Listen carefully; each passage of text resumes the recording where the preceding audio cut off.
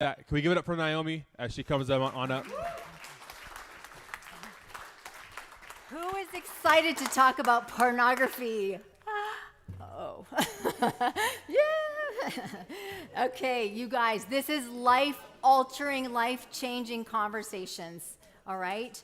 You may not struggle. You may not even know what that is. You're going to hear some things today. And I just want to say, if some of the things that you hear tonight are unfamiliar or you're not sure, do not Google it. I will give you resources that you can search safely and you can unpack and you can understand and you can get to the root of what I'm talking about. You are not to Google any of the things that I talk about. You can search them on safe websites, and I will tell you what those are at the end. The other thing is, if some of this is like, oh, this is too much information, I apologize, but it's better you hear it from me than you find out the hard way. And for many, many kids, it is seeing it for the first time and not knowing what that is and not knowing the impact it will have on your brains. So I'm just going to present you some science, some facts that you may or may not have heard of before. Okay, so first, before I do that, I need to get a little sense of what your knowledge is, okay? So who would like to be brave and start us off? What in the world is pornography? Porn. What is it? That's not a definition. What is pornography? Pardon me?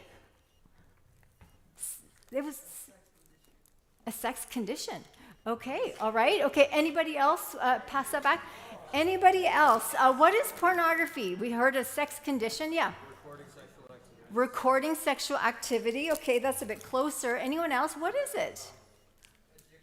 Addictions. Yeah, okay, very good. Okay, why is it bad for you? Or no, is it bad for you? Okay, how might it be harmful? Orange shirt. Because it kills. You're reading my shirt. Wow, that's clever. Good answer. Okay, how else might it be harmful, like not beneficial? Yeah. Distorts love. Very good. Okay, back row. Pardon me? Harm others. Yeah, absolutely. We're going to unpack that a little bit more. Are there any benefits? Are there any pros? Yeah. No, okay. All right, that's an answer. Okay, all right, it's a good answer. It's like the Sunday school answer, Jesus. Okay. How old were you when you first saw it? Yeah? You can answer that? There's no wrong answers. There's no judgment. We're having an open, honest conversation. How old were you when you first saw it? 5. Oh, that's very young. I first saw it when this is how old I was, you guys. I worked at a grocery store, and my job was to stock the porn magazines. Like, that's crazy. I can't believe I was doing that. That was my job. And then I would, and then back then you had to buy it from a live person, and then you had to go to the checkout counter and purchase it. It was awkward for everyone. Yes. You were like 9, okay, yeah. So quite young, and because it's now on the internet and it's free and it's accessible, the average age that kids are stumbling upon it, male and female, is 8 to 11 years old. So we know that it's happening younger and younger, and so that's why it's so important for me to tell you the truth about porn today before you first see it. Okay, should Christians view porn? Do they? Yes. Doesn't matter what faith you are. It is something that is out there for everyone. We'll get back to this, don't worry. I know you guys are on a sugar high. Let me tell you about my friend Smith Alley. So Smith was 8 years old when he first accidentally stumbled upon porn. Like, it just jumped up in his face. And he was like horrified. He quickly shut the computer down. He turned it off. He did the right thing so far. One thing he didn't do correctly, he didn't go tell his parents what he saw. He just wanted to forget it and move on. And he did for about a year. He was able to put it behind him, even though those images were like burned in his brain, right? He would never be able to unsee those images. But he tried to forget about it for a year. But of course, he's at school, and at that time, he was being bullied at school. And the kids were teasing him, and they were just relentless, you know? And so it made him feel really crappy about himself, and he had really low self-esteem. And then one day he's like, you know, if I go watch porn, I'll forget about my troubles. And so he did. And then he started to basically condition his brain. Every time I feel bad, every time I get bullied, every time I'm not having a good day, if I go watch porn, I forget about everything else. And so that became a habit for him. And by the time he was 14, he was watching it every day. Didn't tell his parents, but his parents knew something was wrong, right? He was a happy kid before. He was angry, he was depressed, he was agitated. He didn't want to be with his sisters, he didn't want to play with them, he didn't want to go play sports, because the reality is nothing can compete with pornography. So everything else, he lost interest. Plus, he also felt a lot of shame. He didn't feel good about his choices. He didn't feel good about what he was doing. He knew deep down it was wrong, but he really didn't feel like he could stop it. And so that kept going for a couple of years. And then he started to feel so bad that he thought about suicide. He thought about taking his life. He thought that was the only way out. Of course, we know that that's never an option, right? It is never a good option. Things will always change. Things will always get better. There's always people that want to help you and work with you. So please know that's never a good option. But Smith was thinking about it, but he didn't want to because he didn't want to hurt his parents so bad. So he just kept on with his secret habit. One day, knock at the door. It's the police. And they were told he was dating this girl. He's 14. He was seeing this girl in his class. And he tried some things out with her that he had seen on porn. Because that's how the brain works. The brain wants to copy what we see. That's how we learn as human beings. That's how we learn. So he tried some things out. Well, that's sexual assault, the things that he tried. And so he was being charged as a 14-year-old boy with sexual assault. He was mortified. His parents were speechless. They were like, this has got to be a mistake. They had no idea that years of porn use led up to this moment, this knock on the door. And their world just came crumbling down, right? And his mom said to him one thing that really changed the trajectory of his life from then on. She said, Smith, I will fight with you and I will fight for you, but you have to fight for yourself. And Smith decided right then and there that he was going to fight this. He was going to be honest. He was going to put everything on the table, and he was going to fight. And he did. And I will tell you at the end what happened to Smith. So this is what you guys are up against, okay? Porn industry is so big. That's why it is an absolute battle if you guys are going to decide to resist it. This is the size of it, 193 million visits per day. This is only one company. Again, do not search out this company. I'm just telling you, this is one of the big companies that you never ever want to stumble on, and I'll tell you why in a second. They're so big. This industry is so big. They make more than those 7 companies combined in 1 year. That's massive. The other day, my son and I were trying to do the math. He was like, how much does Steph Curry make? And then we're like multiplying, like how many Steph Currys would you need to get to 100 billion? It's a lot. It's a lot. So how do they make money? How do they make money if it's free? Somebody who hasn't answered yet. Yeah. Yes, that's correct. Advertisements. Yeah, sorry. You're absolutely right. So there's 4.6 billion advertisements every single day on Pornhub alone. And so because it's free, and there's always paid content, right? It's just like YouTube, like pay for premium, you won't get any ads. But this is where they make a bulk of their money. And these companies do not care about anything. They do not care about their viewers. They do not care how old their viewers are. They do not care who's being filmed. They only want time. They want your time or anyone's time. They want the time of viewers. And that is their goal, is to keep them on as long as absolutely possible. Now you need to know that the porn industry and the human trafficking industry go hand in hand. You cannot separate the two. You will never ever be able to tell on a video if it's consensual or not. Consensual means that person gave permission, right?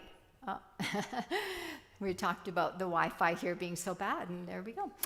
You will never be able to tell whether that person is a traffic victim or if they were their so-called choice. Now, you may have heard some people choose to go into the porn industry, but let me tell you, those are broken, hurting people, men and women. Most of them come from very, very abusive backgrounds, very traumatic childhoods. And what that did is strip away their value and their worth, and many of them were being abused as children. And often their abusers said, this is all you're good for. This is all you'll ever do. And that's how they often end up in this industry. So these are people, just so you know, that deserve our compassion and our action so that they have a way to exit. But when we watch it, and like no matter 30 seconds, 10 minutes, when we watch it, we're part of the demand that fuels the global sex trade, because demand determines the supply. So it's something that we need to be aware of. Sorry, Moses, my clicker isn't going. Yeah, that's okay. There we go. Okay, so, and the porn industry has infiltrated our entire culture. They have their paws in every single thing, including every single social media app. Social media is a gateway to pornography, just so you know. And if any of you, how many of you do have social media? So, most likely you've all seen nudity or sexually inappropriate material or a lot of skin basically on social media, right? Like, it is just part of our culture, unfortunately. I'm not saying that's good, I'm saying that's factual, right? And so you need to know that social media just feeds right into pornography, and many, many men addicted to porn started on social media. And that's also where predators, men that are searching for boys, girls, are hanging out. They hang out where you hang out. Any of you on these apps? And know that there's no judgment at all. Like, you know, a lot of us didn't know these things. We're only discovering all these things very recently, and that's why there's so much data out right now, and that's why many people like me are like blowing the whistle, because guess what? When all of these things came out, one, they weren't as bad as they are now, but we also didn't know that they were going to be used in this way. So now that we know, it's time for all of you to make some informed decisions. Yes? Why is YouTube there? YouTube is full of predators, just like any other app. And so it is where guys are hanging out, and they're looking for kids that are posting or looking for kids that are commenting, and then they're going to follow that child and try to start up a conversation. So YouTube is social media. So know that it is just as bad, or there may be pornographic content, not maybe, there is pornographic content on there. And the reason why predators and the porn industry are trying to expose you guys to porn, and even it could be in cartoon or it could be in your video games, is they're trying to desensitize you. Like, the more we see something, the less we are offended. And then eventually the brain's like, yeah, that's normal. And that's kind of when the industry wins, is that when we become desensitized. Okay, so the other reason why porn, like the porn company gets 193 million visitors a day, is because it's highly, highly addictive. Who wants to give me a definition for addiction or addictive or, yeah. Can't stop, yeah, exactly. Can't stop. So, what determines how addictive something is the amount of dopamine, which is it's a neurotransmitter in your brain. It's like, let's say, a chemical in your brain. So the amount of dopamine that's released is what determines how addictive something is. Okay, so let's have a brave person. I'm going to have somebody try to guess what goes where. Okay, so let's get one brave person to stand up, and yeah, right there, black hoodie. Yeah, go ahead and stand up. So you tell me what you think is, let's go with the, Let's go with, okay, so you should see on the bottom here, 100 means that the dopamine in your brain is being doubled. Okay, so when something feels good, your body releases dopamine, and basically it's your brain telling your body, that was awesome, let's do it again. Okay, that's dopamine. Okay, what do you think is the lowest on this chart? Gaming, okay. What do you think is the highest? Porn. Okay, you got one right. Oh, sorry. Who else would like to guess? Someone who hasn't gone. Okay. Give me the, what do you think is 225? There's 2 at 225. Okay.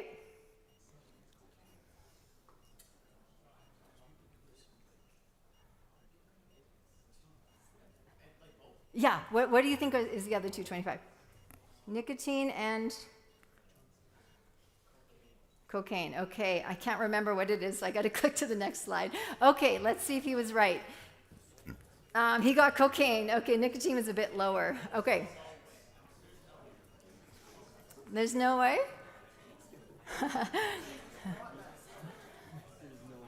Any disagreements with neuroscience? You guys want to take on the neuroscientist?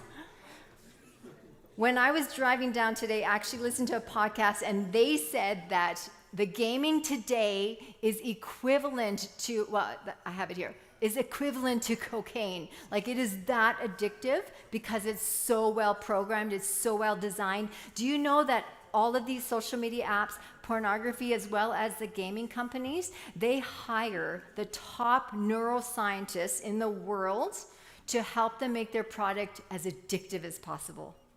So have any of you been gaming and you're like, I can't stop? Being honest. I'll tell you guys, and maybe you can use this for your parents, I'm not sure. That's not entirely your fault. That is your brain. The way that it is designed to hook you, and for your brain to actually stop is physically impossible. And the other thing you should know too, when you see especially pornography, because it's also sexual, it's also shocking that your brain is powerless to respond. It's like a dopamine overload, okay? And so that's why it's so addictive, and that's one more reason why it's so dangerous, and you should do everything in your power to avoid it and not go there, because your brain does not have any brakes.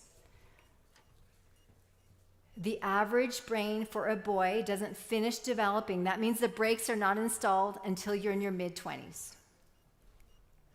Okay? So when you see something like that, or when you're gaming, you actually truly feels like you can't stop. And that's because your brakes are not installed yet. And so you need to know that so that you allow your parents to put in some parameters and to give you some brakes. Otherwise, you will be there all night. You know, you will do it every day as much as you can. That's how they're designed. So you need to know that you are up against neuroscience. And so this is what makes you especially, okay, so your brain is like the race car without brakes. And then your brakes, when you're a teenager, are like the brakes of these bumper cars. Like, they're not very strong. You need to know that. That is reality. It's not an insult. That's not a diss. It's just science. And that's what makes you guys so vulnerable to sextortion. Has anybody heard this word? A couple of you. Okay. Anyone want to care to guess the definition of sextortion? You don't? Okay. Do you want to guess? Yeah, you, white shirt, Jonathan. You're like, your face is like more.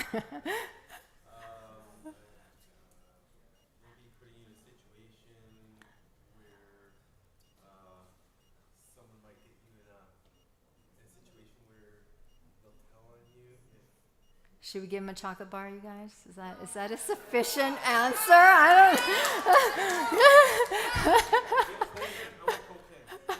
don't. A what? Okay. Sextortion is when somebody tricks you into sending a compromising photo, usually a nude, and you almost always, it's going to look like a beautiful woman. Almost always, you guys, this is happening so much, and they're targeting boys your age. You guys, you have like a target on your back. You need to know that when you're online so that you can be strong and ready. So a beautiful woman, young girl, sends you a text, really friendly, thinks you're amazing, which I'm sure you are, but how could she know that? Super friendly, super chatty.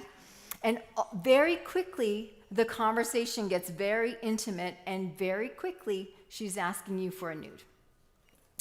Let me tell you, let me be honest, no girl actually wants that. So there's your first hint. If somebody quickly is asking you for a nude, they are a criminal, and they're part of a sextortion ring. That means they're criminals. They're trying to get the photo. What happens when they get the photo? Pressure, pressure, pressure. More, or usually $300 right now into this account. If you don't, this is going to all your friends, all your family, your whole hockey team, your youth group, your parents' email, everything. And the pressure is relentless.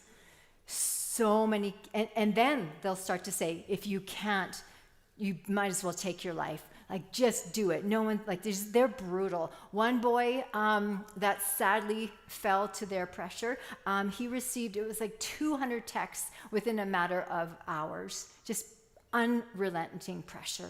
And because of what you've sent, you're so embarrassed and ashamed that you feel like, oh, this can't be exposed. I can't face my family. I can't face the school. And sadly, many, many boys are choosing to take their life. And remember, it's never, do not believe that lie, you guys.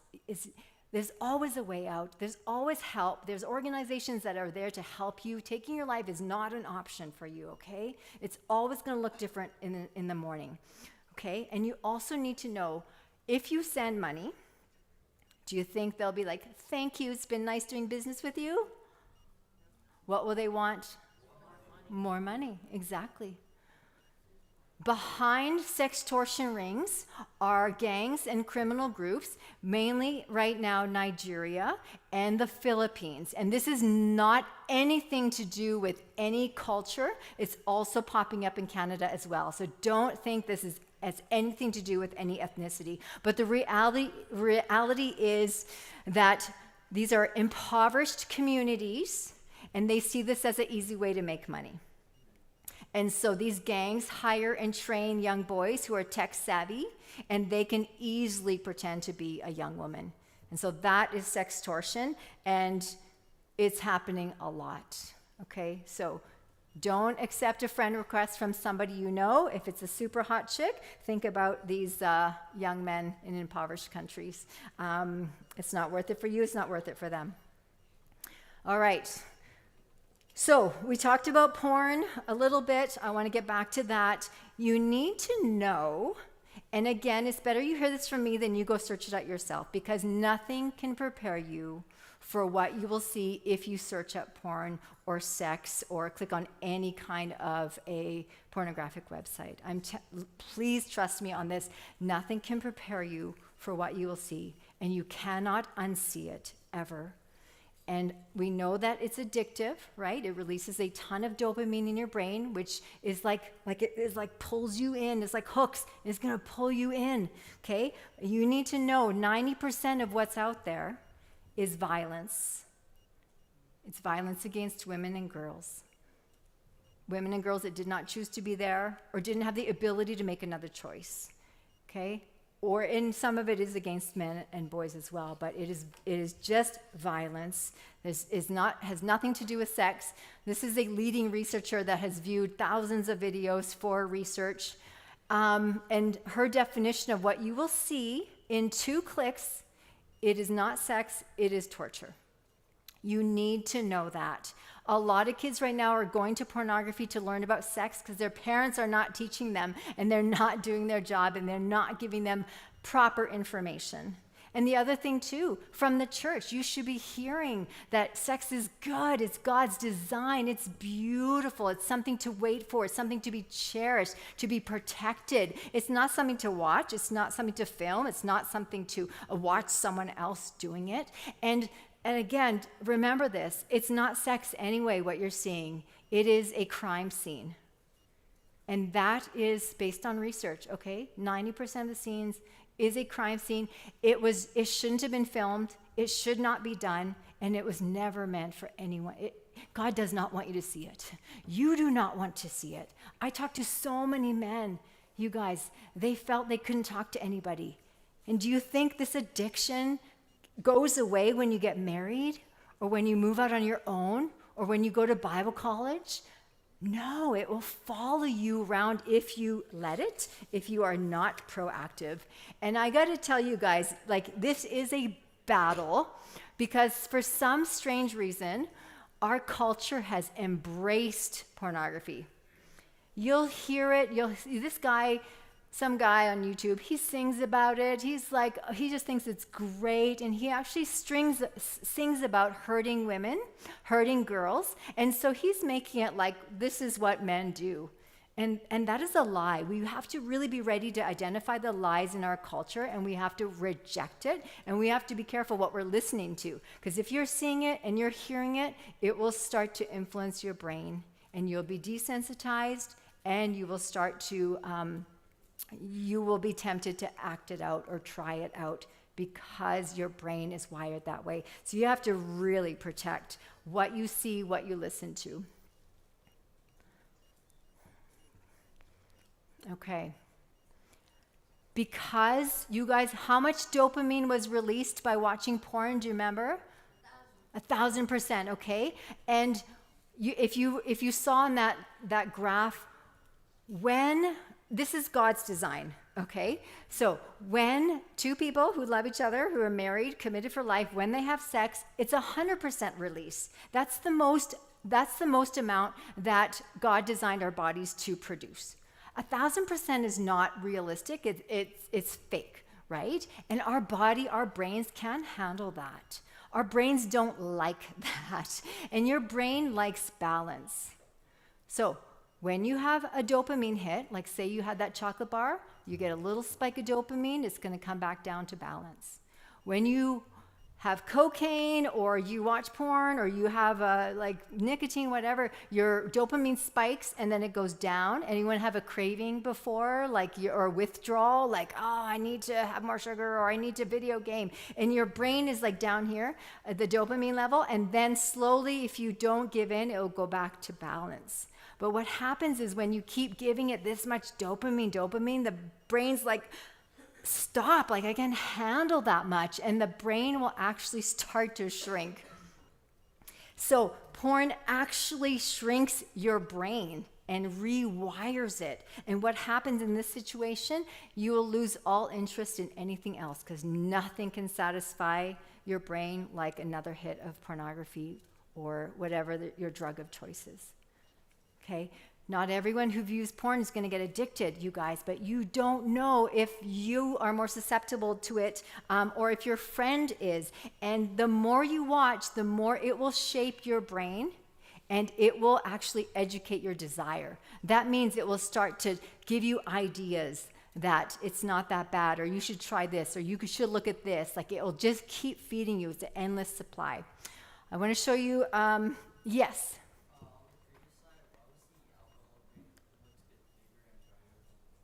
Yeah. You know, I'm not sure why it looks bigger and brighter. I will have to ask this neuroscience, but that's a good observation for sure. It does look brighter. It's not a good sign. It doesn't mean it's good. Okay, actually, just for sake of time, I think I got to skip this next. Sorry. I got to honor your guys' time. Okay, I'm going to skip that, and we're just going to go here. What the video was is a video of Ted Bundy. Now, you guys are quite young. Ted Bundy was a serial killer in the 70s. And if you want to watch his interview, I do recommend it. It's with Focus on the Family. And he talks about how pornography gave him, kind of pushed him to do more. So like the first introduction for him was a magazine, and then he needed more. And he ended up being like a serial killer, like terrible. I'm not saying that's going to happen, but he said that every single man that was in jail with him, they're all there for sexual violence. All of them had an addiction with porn. So it shapes their desires. It fueled them. It gave them ideas. And this is a reality that we're looking at right now in Canada and the US and the UK and countries that are tracking this. Because so many kids are seeing it online, your brains are being shaped, and it's giving you ideas, not you guys, okay? Kids are getting ideas of, oh, maybe I want to try that. And they're doing it, they're trying it, which is devastating for them, for their future, for the other children in their lives, right? Devastating. If any of you have encountered anything like this, you need to talk to somebody tonight. Tell a trusted adult. Your body is sacred, it is private, it is not for the use of anybody else. And so you need to know that watching this stuff will shape and change who you are, and it will shape and change your desire. So we're going to talk about some solutions right now, because I do have a lot of suggestions on how you guys can fight this battle. Okay, so a couple quick things here, and yeah, we're doing pretty good here. So a couple of suggestions for you, and I want you guys to know that you need to fight this. You need to fight it. Don't think that, oh, it doesn't affect me, no problem. You need to fight it. And if it's something you're struggling with, it doesn't make you a bad person. It doesn't make you like, sinful or dirty. Like, you know what?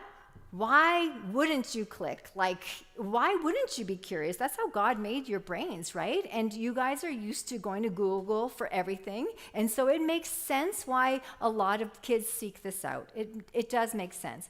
What isn't fair, and what you need to know, of course, is what's on the internet was never meant for anyone to see, and especially children whose brains are not developed. And so that's where it's so unfair. I wish you could just go and, you can watch it and like, okay, okay, got it. But you can't.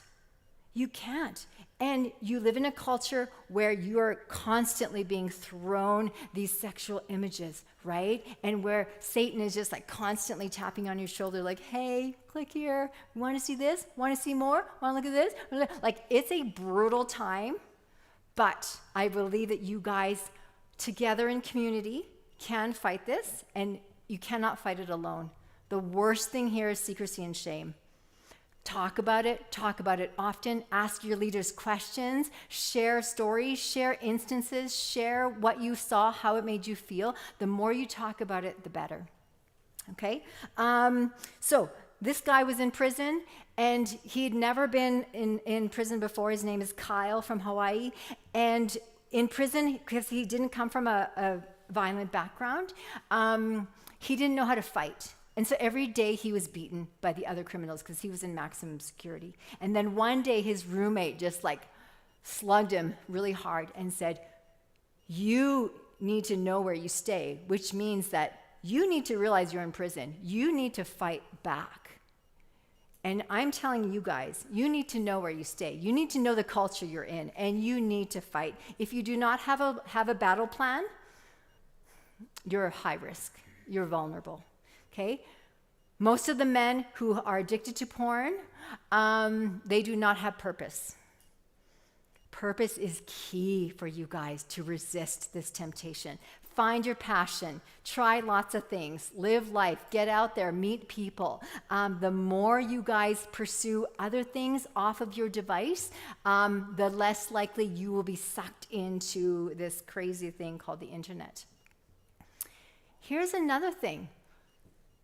Smith didn't realize that because he was being bullied, he was using pornography like a Band-Aid, like to try to feel better for a moment. But the problem is that cut was all that was there. It wasn't going anywhere until he actually dealt with that cut, that injury, right? And so most people are using porn to cope, to numb, to hide, to escape something, usually stress or some kind of discomfort. Until you discover what's pushing you there, you'll always go there for a quick fix, but that problem will never go away. That thing that's pushing you there will not go away until you figure out what is your why. So get curious about your why. you're probably, like in your lifetime, like you're probably gonna search it out. You're probably gonna have a moment. It doesn't make you a bad person. It doesn't define your life. It doesn't, like, there's hope. It's not such a big deal, but you need to be curious. What's driving you there? Because until you deal with that, it'll always be there. Avoid triggers. Don't set yourself up for failure. How many of you sleep with the phone in your room? Okay, why? If you change one thing, please let it be that. You guys, that's setting yourself up for failure. All the sextortion video or victims happened at night. At night, you're tired.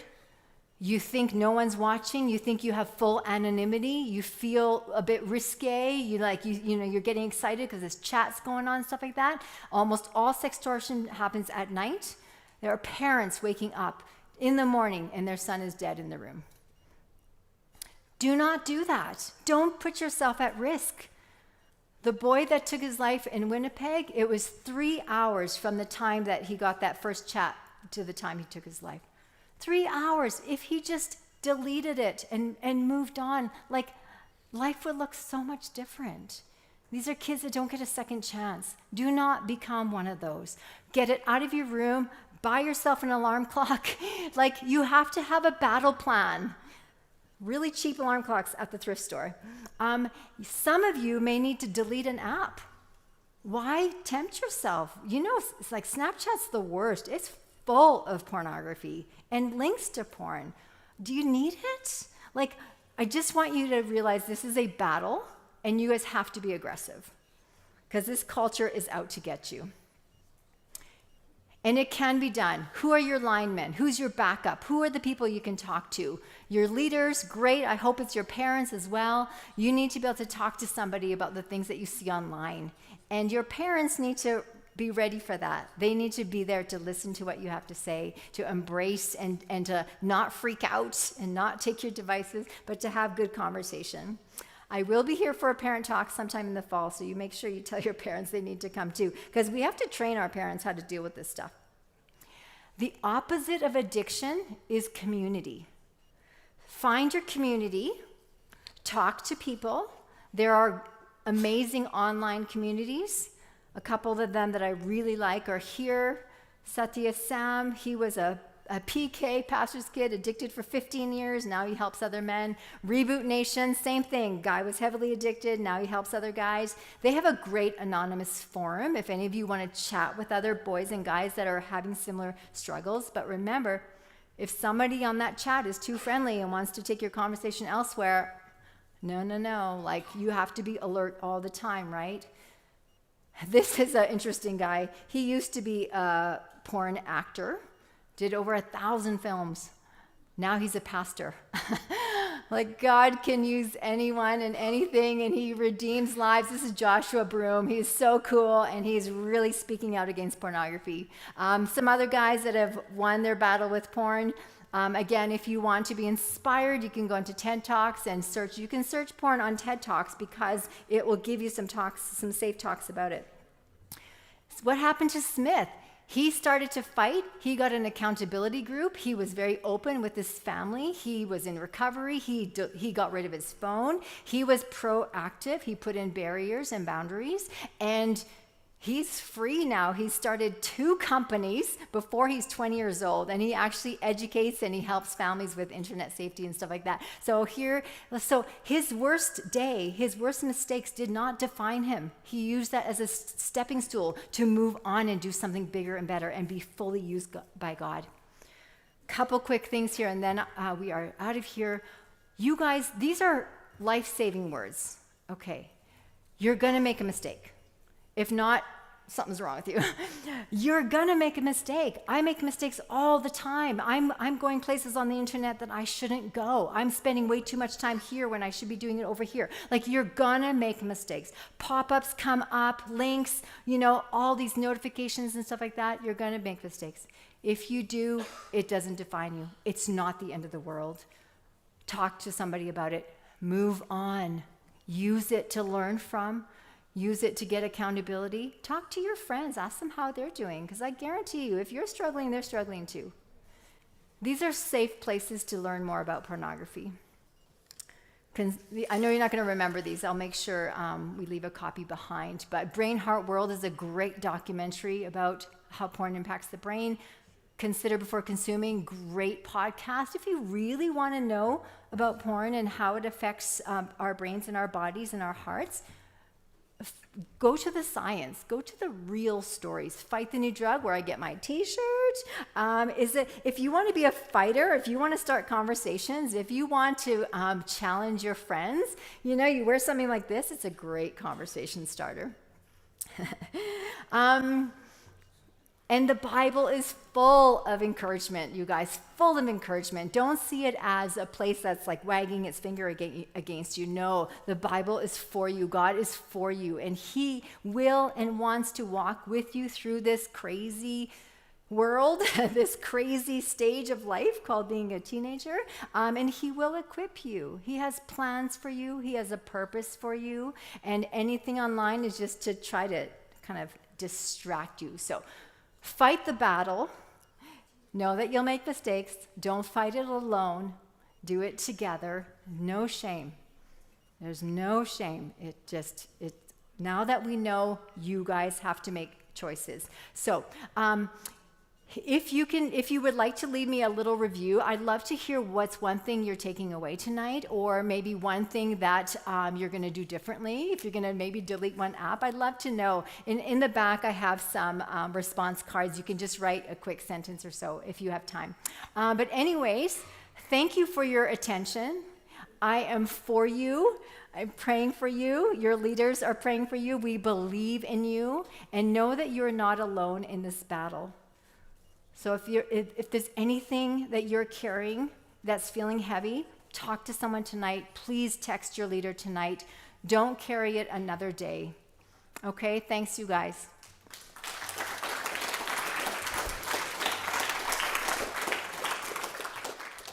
Awesome. Thanks, Naomi. Actually, one of the people that you actually had on there, I loved it. Nice. Cynthia. Yes. Cynthia's my best friend. I heard about you from him, like on his podcast. He mentioned someone at Center Street. Oh, that's so cool. And so Yes. I've been able to watch his life for the longest time and all that. And so, Yes, that's so cool. his YouTube channel is amazing. Yes.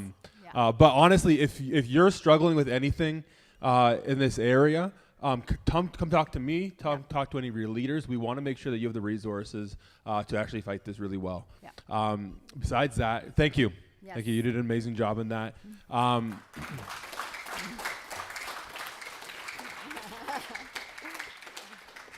One last thing that I forgot to mention, and I wish I mentioned it first. This Sunday is the night of worship, and so come on out. Besides that, we can head on upstairs. If there's more ice cream, sandwiches, y'all can have some more. Honestly, the girls might have eaten them all, but you guys can hang out until the end of the night. If you want to hang around and talk about anything, we're here too. You're Satya's friend. On one podcast, he mentioned his best friend at Center